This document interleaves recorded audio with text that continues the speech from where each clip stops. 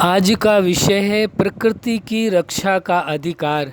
आप सभी अच्छी तरह से इस बात को जानते हैं, प्रकृति के बिना मनुष्य का जीवन नहीं है। बल्कि सत्य यही है कि प्रकृति से मिला हुआ ये शरीर है, 5 तत्वों से निर्मित है।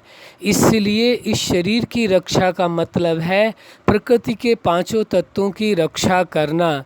यदि प्रकृति के 5 तत्वों की रक्षा नहीं की गई तो ये शरीर उससे जो निर्मित है, वास्तव में देखा जाए तो इस शरीर की भी रक्षा नहीं हो सकती।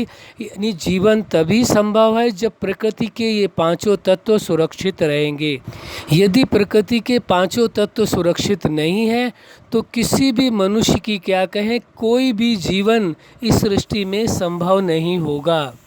यदि आप ये चाहते हैं मनुष्य जीवन और इस सृष्टि के अंदर जितने भी जीव मौजूद हैं वो सभी सुरक्षित रहें, सभी संसार में रहें, तो प्रकृति की रक्षा का उत्तरदायित्व विश्व के हर व्यक्ति के ऊपर है। हर व्यक्ति की अपनी जिम्मेवारी है जो प्रकृति की रक्षा करे, चाहे वो जिस स्तर से करे। जहाँ तक आप कर सकते हैं, जो आपकी क्षमता है उसके अनुसार आपको अवश्य करना चाहिए। यदि आप ऐसा नहीं करते हैं तो समझो आप प्रकृति की नहीं बल्कि आप अपने जीवन की ही रक्षा नहीं कर रहे हैं, क्योंकि प्रकृति से ही आपको जीवन प्राप्त है। प्रकृति के बिना जीवन संभव ही नहीं है। इसलिए प्रकृति की रक्षा का आपको अधिकार है और आपको अपने इस अधिकार का निर्वाह भी करना अति आवश्यक है, क्योंकि इसके बिना जीवन ही नहीं है। जब प्रकृति के बिना जीवन नहीं है तो प्रकृति को इग्नोर नहीं किया जा सकता है। इसके अधिकारों की रक्षा करनी ही होगी।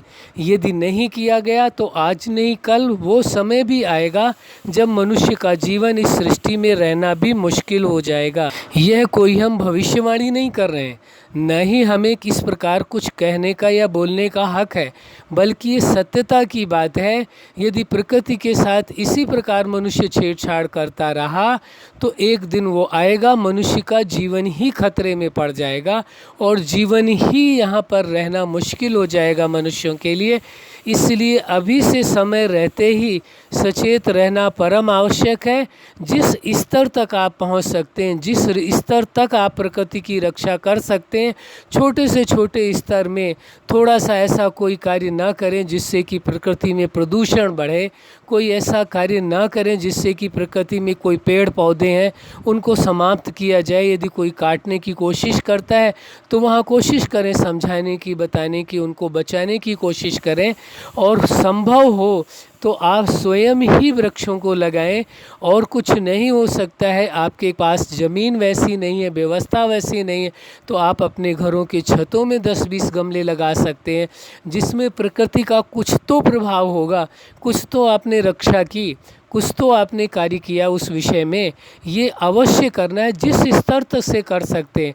यदि हर इंसान ये इरादा बना ले कि प्रकृति की रक्षा करना हमारा सबसे पहला उत्तरदायित्व है, तो हम समझते हैं कि पूरा संभव है कि ये प्रकृति की सुरक्षा हो सकेगी। इंसान इरादा बना ले और वो कार्य ना हो, ऐसा हो ही नहीं सकता है। लेकिन यदि इरादा मजबूत हो तो सफलता निश्चित है। आप यदि इरादा बनाते हैं, अब कभी क्या होता है, लोग ये कहने लगते हैं कि हमारे अकेले के करने से क्या होगा। आप ये अच्छी तरह से जानते हैं, व्यक्ति समाज की एक इकाई है। एक एक व्यक्ति से ही घर बना है, घर से समाज बना है, समाज से देश बना है और देश से विश्व बना है। लेकिन विश्व की एक इकाई व्यक्ति आप भी हैं। जैसे हर व्यक्ति है वैसे आप भी हैं। यदि आपने ये सोचा हमारे अकेले से क्या होगा, ऐसे ही हर व्यक्ति सोच लेंगे तो फिर प्रकृति की रक्षा कौन करेगा। प्रकृति की रक्षा यदि नहीं की गई तो समझो कि आपने अपने जीवन की ही रक्षा नहीं की, आपने अपने जीवन को ही खतरे में डाल दिया है। इसलिए अति आवश्यक है, प्रकृति की रक्षा की जिम्मेवारी आपकी है। आपको ये अधिकार है प्रकृति की रक्षा करना। इस अधिकार का आप अपने उपयोग करें जिससे जीवन की भी रक्षा हो सके। प्रकृति के साथ ही जीवन है मनुष्य का। यदि प्रकृति नहीं है, प्रकृति की रक्षा नहीं हो सकती है। प्रकृति यदि समाप्त हो जाए, खराब हो जाए, तो मनुष्य जीवन भी समाप्त है, मनुष्य जीवन तभी तक है जब तक प्रकृति है और अन्य जीव भी हैं, लेकिन प्रकृति का सबसे बड़ा योगदान है। इसलिए हम तो यही चाहेंगे और आपसे विनम्र निवेदन भी करेंगे, जहाँ तक यथासंभव हो आप अवश्य प्रयास करें। प्रकृति को की रक्षा करने का आपको अधिकार है, उस अधिकार का अवश्य उपयोग करें। अच्छा, आप अपने जीवन में सफलता के शिखर तक पहुँचें। प्रकृति की रक्षा के अधिकार का उपयोग करते हुए प्रकृति की रक्षा करें, जिससे स्वयं के जीवन की भी रक्षा हो सके। यही हमारी हार्दिक शुभकामना है। आप सदा खुश रहें, मुस्कुराते रहें। बहुत बहुत धन्यवाद।